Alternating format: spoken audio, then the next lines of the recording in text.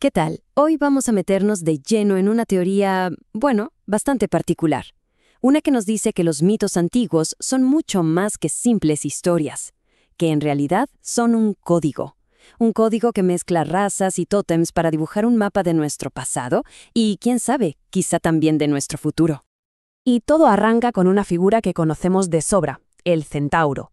A ver, la interpretación de toda la vida, la que está grabada en el Partenón, nos cuenta que su pelea con los lápitas es la eterna lucha entre el orden, la civilización, y por otro lado, el caos y la barbarie. Pero, ¿y si esa es solo la primera capa? La pregunta que nos va a guiar en todo este análisis es justamente esa. ¿Y si detrás de estos mitos se esconde un mensaje secreto sobre el linaje de la humanidad y hacia dónde se dirige? Ok, este va a ser nuestro recorrido para intentar descifrar ese código. Primero, el híbrido clásico. Luego, nos sumergimos en la teoría que le da la vuelta a todo. Veremos cómo asigna tótems y cómo todo esto nos lleva a una figura central, la mula. Para al final, preguntarnos qué nos devuelve la mirada cuando nos vemos en el espejo de estos mitos. Para empezar a descifrar el código, hay que ir al símbolo más famoso de todos, el híbrido.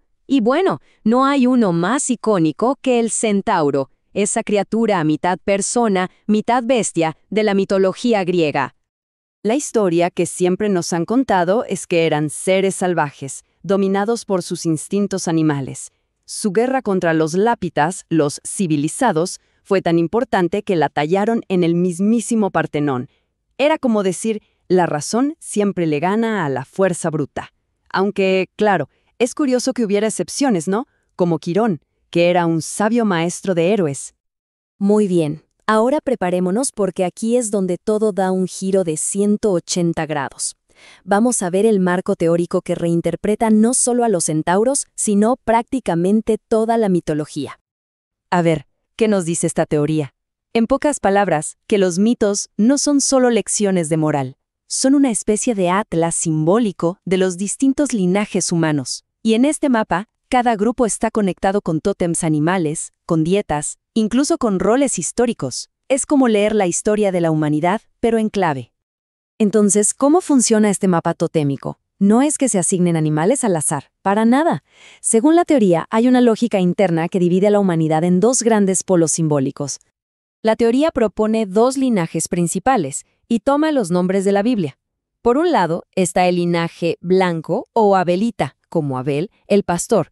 A este se le asocian animales de granja, vacas, cerdos y un sistema ganadero. Por el otro, el linaje negro o cainita, como Caín, el agricultor, que se vincula a tótems como el caballo, la cabra y los reptiles, representando un orden más primordial, agrícola. Y lo más interesante es cómo la teoría encuentra supuestos ecos de esta división en mitos de todo el planeta. Para el polo blanco, por ejemplo, nos habla de Zeus convertido en toro. Y para el negro, apunta a figuras como la ciguanaba de Centroamérica o al mismísimo linaje bíblico de la serpiente. Si profundizamos en el tótem blanco, la teoría se apoya en mitos que son la base de la cultura occidental y también egipcia. El rapto de Europa por un Zeus toro o la adoración a la diosa vaca Hathor se leen aquí como anclas simbólicas que unen una identidad blanca a un arquetipo de pastores a lo bovino. Y del otro lado, en el otro extremo del espectro, se analizan figuras que representan lo equino y lo reptiliano. La ciguanaba, este espíritu con cabeza de caballo que aparece en las noches de Mesoamérica, o la misma serpiente del Edén, son vistas como los tótems de un linaje negro, que según esta visión, está atado a una naturaleza distinta, quizás más caótica, más primitiva. Bien, ahora veamos cómo todas estas piezas se encajan y nos llevan a la tesis principal de la teoría. Porque no se trata solo de que haya dos polos opuestos, se trata de su fusión, de lo que nace de ese encuentro, y que se encarna en un animal muy, muy específico. Aquí está el corazón del argumento, la figura del Salvador, del elegido, el que viene a cambiarlo todo. No se simboliza con un tótem puro, ni con el toro, ni con el caballo, no. De forma consistente, en diferentes culturas, se representa con un híbrido, la mula. Y esta conexión tan extraña entre un dios y un híbrido equino es antiquísima. De hecho, una de las primeras burlas que los romanos le hacían a los cristianos era acusarlos de onolatría, o sea, de adorar a un dios con cabeza de asno. Y ahí está la prueba, un grafito famosísimo encontrado en Roma. Es fascinante cómo la teoría traza una especie de linaje simbólico. El primer paso es Set, el dios de los extranjeros en Egipto. De ahí, el linaje sigue con Cristo entrando a Jerusalén sobre una mula. Luego aparece el Burak, la criatura celestial que transporta a Mahoma. Y el último paso es lingüístico, la propia palabra mulato, que viene de mula y que para este análisis es la culminación que describe al híbrido humano. Entonces, si jugamos un poco a aceptar esta forma de decodificar los mitos, ¿qué es lo que vemos en su reflejo? ¿Qué nos dice todo esto sobre el poder que tienen los símbolos? Y ojo, que la mula no está sola en esto. La teoría apunta a otros híbridos con un rol mesiánico. Abraxas, por ejemplo, una deidad gnóstica, cabeza de gallo, o sea, tótem blanco, piernas de serpiente, tótem negro, la fusión perfecta.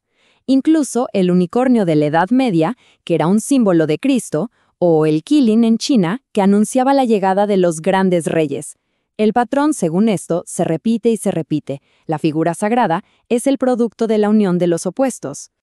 Y todo esto nos deja con una pregunta final, una que da para pensar. Si esta teoría es como un espejo, ¿qué nos está reflejando? ¿Será que nuestras historias más sagradas desde siempre no hablan tanto de dioses y moral, sino que en el fondo están codificando una y otra vez la misma idea, que el destino de la humanidad no está en la pureza de un linaje, sino en el híbrido?